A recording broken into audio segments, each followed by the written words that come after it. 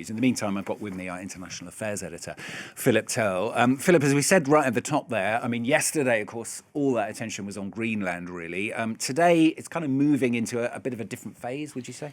Yeah, I think, and certainly you have to be really ready to cling on because things are moving so fast in Davos from all of the speeches yesterday, the turnaround by Donald Trump in just a few hours over all his demands for Greenland. Now the Board of Peace being discussed today and this meeting with Volodymyr Zelensky. I think that, as Gulliver was probably about to say, there is pretty much a lot of skepticism in Ukraine about whether or not anything's going to come out of this meeting. When you listen to what Donald Trump was saying yesterday, he was saying, well, look, both Vladimir Putin, he wants a ceasefire deal, so does Volodymyr Zelensky.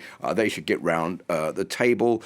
He said basically they would be, to quote Donald Trump, stupid if they failed to come together to get a deal done. But there was no mention of the fact that, well, it was actually Russia that invaded Ukraine and that there should be more pressure put on the Russians to pull out of Ukraine, and that was the way forward on this peace process. None of that was discussed by Donald Trump. So I think from what Steve Witkoff has been saying today, there's just one issue which still remains to be discussed.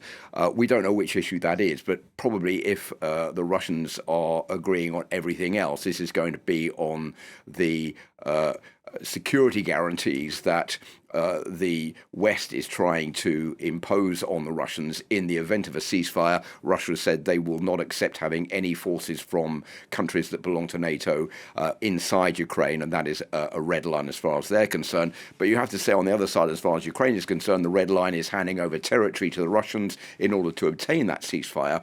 They're proposing the idea that the territory comes under international supervision with a view to sorting that problem out at a later date. So whether they're going to make any progress, we don't know. But at least Volodymyr Zelensky is going to Davos today. He had been toying with the idea but not given a full response to that because basically Ukraine has come under fire from Russian forces in recent days. About 60% of Kyiv has been without electricity, 3,000 buildings knocked out, the icy conditions in the city up to minus 15.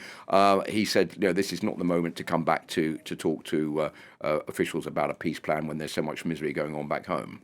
Well, let's try once again to talk to our correspondent Gulliver Cragg in Kyiv. Gulliver, I asked if there was any optimism there for this meeting and whether it could achieve anything.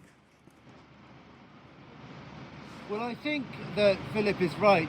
There's not much optimism about achieving a peace deal between Russia and Ukraine at the moment. Vladimir Putin's objectives and attitude don't really seem to have changed. He still thinks that his troops are winning on the battlefield as they're inching forward.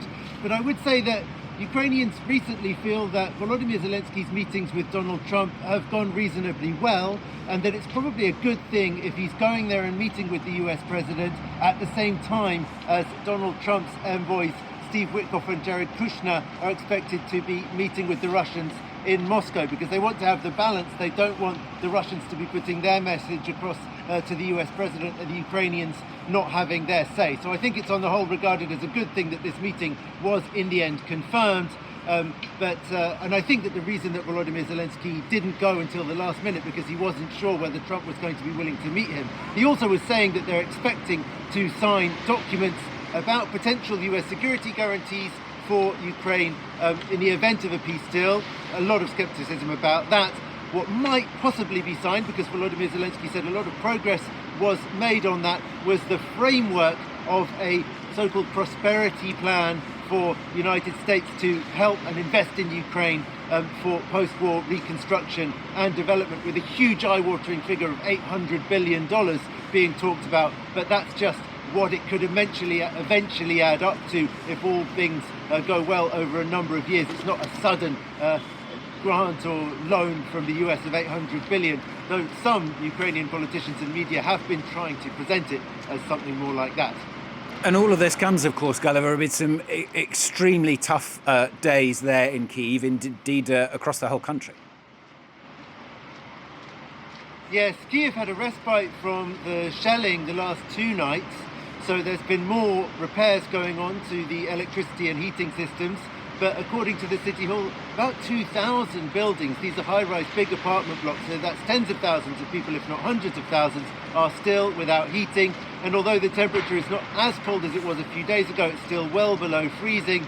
And Ukraine has suffered this terrible loss of Alexei Brecht, the top engineer from Ukrenergo, who was, according to his colleagues, really the man behind the amazing repairs that have been done again and again and again over the last 4 winters after Russian strikes, and then suddenly somehow they managed to get the electricity back on in an incredibly short time. Apparently that was thanks to him, and he was killed yesterday as he was working by an electric shock on a substation. Gulliver, thanks very much. Gulliver Cragg, a correspondent there in Kyiv. Sorry about the slightly difficult sound there, but I think you could grasp what he was saying at least.